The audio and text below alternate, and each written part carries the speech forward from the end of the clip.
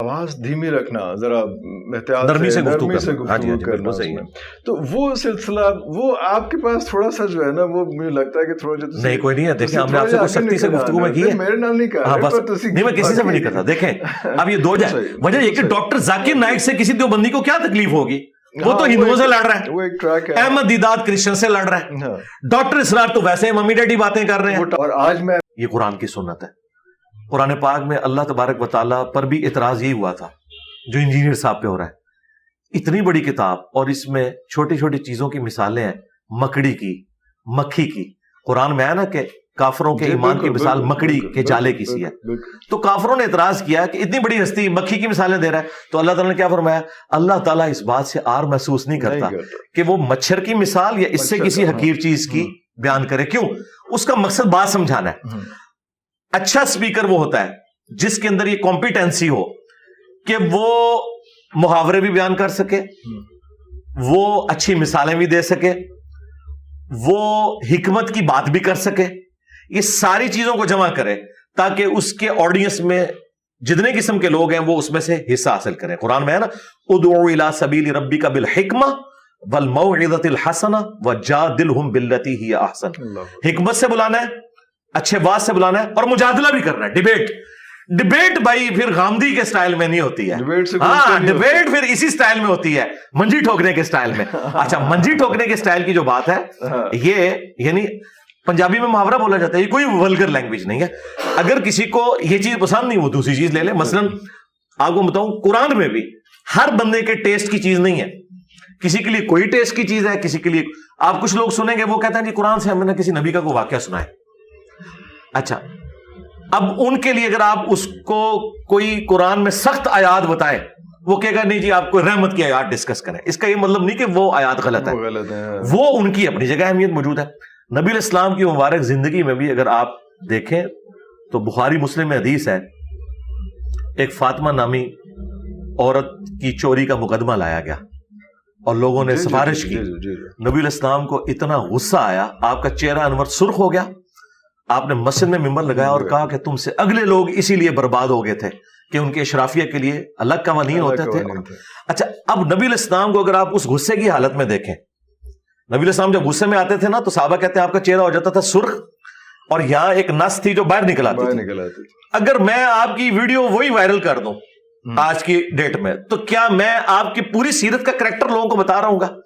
یا میں میدان احد سے نبی علیہ السلام کی ایک تلوار پکڑے ہوئے اور زرہ پہنے ہوئے ویڈیو آن کر دوں تو لوگ کہیں گے یہ تو کوئی جنگجو ہے. میں ان کو بتاؤں کہ بھئی یہ وائز بھی ہے، وہ کہے گا نہیں ہم نے تو دیکھے اسی شکل میں. تو انجینئر صاحب میں قرآن کی تفسیر پہ بھی بات کرتا ہوں، میری تفسیر ریکارڈ ہے الحمدللہ. بڑے بڑے وائزین دعویٰ کرتے ہیں قرآن کی تفسیر بہت کم لوگوں نے ریکارڈ کروائی ہے.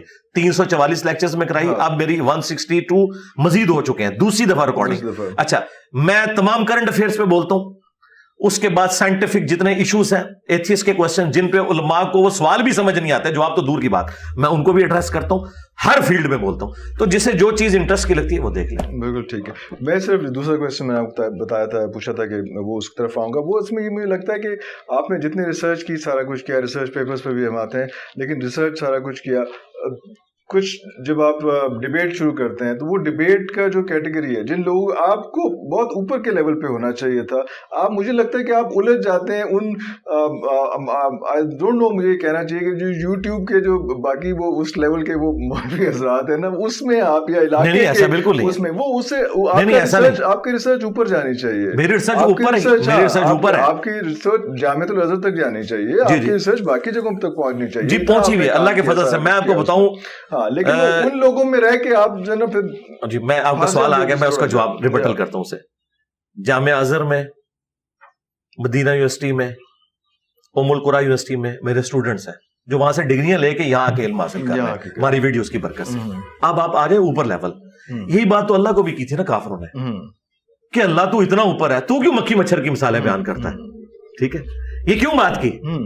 یہ اس لیے بات کی کہ انہیں لگتا تھا کہ اللہ کا یہ لیول نہیں کہ وہ مکھی کی بات کرے. اتنی میری بات سنیں نا آپ، دیکھیں نا یہ بات ہے نا، میں آپ کو قرآن سمجھا رہا ہوں، میں تو کوئی ذاتی مثال تو نہیں دے رہا کہ کافر کہتے ہیں کہ اللہ کو کیا پڑی ہے کہ مکھی کی مثال دے، اتنی بڑی ہستی.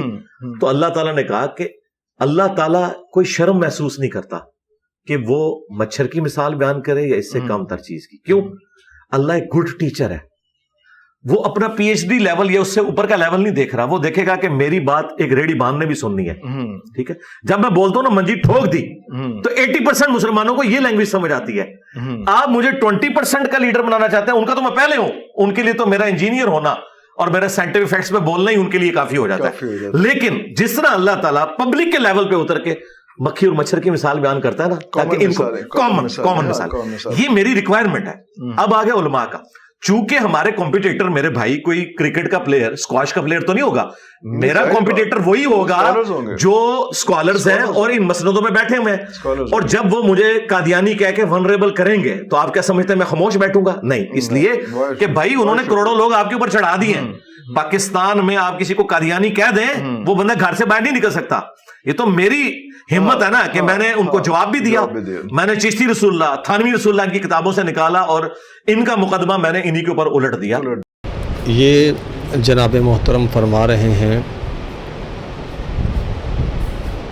کہ جیسے ابراہیم علیہ السلام کے اوپر اللہ تعالیٰ کی آزمائشیں آئیں, تو ہم میں بھی ابراہیمی ہوں. جیسے قرآن مجید کو غلط کہا جاتا ہے, اللہ رب العزت کی ذات کے اوپر تبصرے کیے جاتے ہیں, اللہ تعالیٰ کو یہ کہا جاتا ہے, قرآن مجید کو یہ کہا جاتا ہے کہ یہ ایک ایسی کتاب ہے کہ جس کے اندر مکڑی کی مثال دی گئی, چیونٹی کی مثال دی گئی, یعنی کہ ادنا سی چیزوں کی مثالیں قرآن بیان کرتا ہوا نظر آتے ہیں. تو حقیر سی بات ہے, عام سی بات ہے. تو مرزا صاحب فرماتے ہیں کہ بھئی ایسے ہی میرے اوپر بھی الزامات لگائے جاتے ہیں, نعوذ باللہ, استغفر اللہ. یہ کوئی چھوٹا دعویٰ نہیں ہے, یہ کوئی معمولی بات نہیں ہے. یہ ایسے بیہودہ دعوے اور بیہودہ باتیں عام روٹین کے اندر, عام اس کی معمول کے اندر یہ کرتا رہتا ہے, لیکن ہم اس چیز کو محسوس نہیں کرتے. ہم عوام اس چیز کو نہیں محسوس کرتی, ہمیں نہیں پتہ. ہم سمجھتے ہیں کہ شاید یہ بہت زبردست بات کر رہا ہے, بڑا اس کے اوپر اللہ رب العزت کی آزمائشیں آتی ہیں, کہ جیسے اللہ رب العزت کے اوپر لوگ بات کرتے ہیں ایسے مرزا صاحب کے اوپر بھی بات کر رہے ہیں. یہ وہ واحد ایک شخص ہے کہ جو ایک گناہ کو مسلسل کر کے اس حد تک پہنچ چکا ہے کہ اب یہ گناہ کو گناہ ہی نہیں سمجھتا. یہ اس بات کو نہیں سمجھتا کہ میں یہ جو کر رہا ہوں یہ غلط کر رہا ہوں یا ٹھیک کر رہا ہوں. اپنی ہر بات کو درست ثابت کرنے کے لیے اسے حدیث کا سہارا لینا پڑے لے گا, من گھڑت روایت کا سہارا لینا پڑے لے گا, قرآن کی آیت کا اپنے پاس سے کوئی ترجمہ کرنا پڑے تو یہ شخص کرے گا, صرف اپنی بات کو ٹھیک کرنے کے لیے. باقی جو بھی اس کو پروپوگنڈا کرنا پڑا یہ کرے گا اپنے آپ کو منوانے کے لیے. اور یہ سب کچھ کیوں کر رہا ہے؟ ویوز حاصل کرنے کے لیے.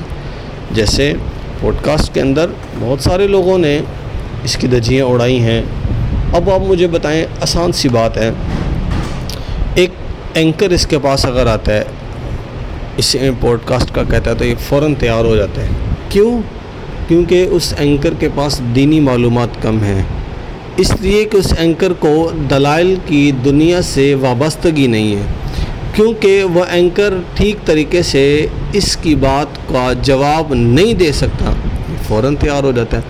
ہاں, لیکن اگر کوئی عالم دین اس کو دعویٰ کرتا ہے, عالم دین اس کو کہتا ہے, فی الفور فرار اختیار کر دیتا ہے. کیوں؟ اس لیے یہ فرار اختیار کرتا ہے کہ اسے پتہ ہے کہ میری یہاں پہ دال نہیں گلنی, میں یہاں پہ کچھ بھی نہیں کر سکتا. اب چھوٹی چھوٹی بات کو اتنا بڑا پروپوگنڈا بنا کر یہ شخص پیش کرتا ہے, اور یقین کریں اس کے جو ماننے والے ہیں ان گنت لوگ, اور وہ اندھے دھند اس کے پیچھے پڑے ہوئے ہیں. کیوں پڑے ہوئے ہیں؟ اس کی وجہ, اس کی اصل اور بنیادی وجہ یہ ہے کہ انہیں یہاں پہ وہ کچھ ملتا ہے جو وہ چاہتے ہیں. انہیں علماء کی بے قدری چاہتے ہیں, انہیں ملتا ہے. علماء کو گالیاں نکالنے کے لیے انہیں بندہ چاہیے, وہ یہ مل رہا ہے. اب آپ مجھے بتائیں کہ اس شخص کے جو ماننے والے ہیں کس طرح وہ راہ راست پر ہوں گے.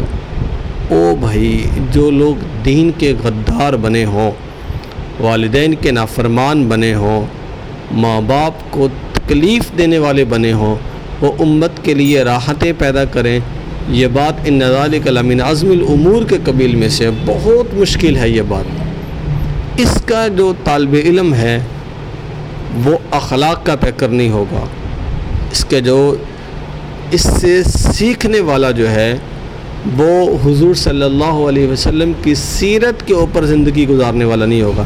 یہ سیرت نہیں سناتا، اگر یہ سیرت سکھائے، آپ حضور صلی اللہ علیہ وسلم کی بات کرتے ہو، لیکن حضور صلی اللہ علیہ وسلم کی بات حضور کے انداز میں کرو تو پھر تو بات ہے۔ حضور صلی اللہ علیہ وسلم کی بات کرنا لیکن انداز کفرانہ ہو، انداز ایسا ہو کہ جس سے لوگ تزلزل کے اندر مبتلا ہیں، انداز ایسا ہے کہ جس سے لوگ گمراہی کے اندر مبتلا ہو رہے ہیں، انداز ایسا ہے کہ جس سے اولاد نافرمان بنتی جا رہی ہے، انداز ایسا ہے کہ جس سے لوگ علماء کی بے قدری کر رہے ہیں، تو اس انداز سے حضور صلی اللہ علیہ وسلم کا دین پہنچانا، دین سکھانا، یہ بالکل بھی نفع کا سودا نہیں ہے۔ میں گزارش کروں گا اپنے بھائیوں سے کہ آپ ہمارے بہت سارے ایسے بھائی ہیں جو ان کو بہت شوق سے سنتے ہیں، میں ان سے گزارش کروں گا کہ آپ ہمارے اس چینل کو سبسکرائب کریں، اس پہ آئیں، ہماری اس ویڈیوز کو دیکھیں۔ آپ کو بہت ساری ہم چیزیں ایسی بتائیں گے انشاءاللہ آئندہ کہ جو اس کے تضاد ہوں گی، یعنی کہ ایک طرف یہ ایک بات کر رہا ہے اور دوسری طرف یہ دوسری بات کر رہا ہے، فوراً اپنی بات کو بدل رہا ہے، اپنی بات کو تبدیل کر رہا ہے، اپنی بات کو غلط رخ دے رہا ہے یہی شخص۔ کیوں؟ صرف اس لیے دے رہا ہے کہ بھائی پہلے کچھ اور بعد میں کچھ اور۔ جب انسان کا مطالعہ مضبوط نہیں ہوتا، انسان کے پاس علمی وہ معلومات نہیں ہوتی، تو پھر انسان وقت کو پاس کرنے کے لیے اپنی ہی باتوں کو جھوٹا کرنے کے اندر دیر نہیں لگاتا۔ اللہ تعالیٰ سے دعا ہے کہ اللہ مجھے بھی اور آپ کو بھی سمجھ نصیب فرمائے۔ السلام علیکم۔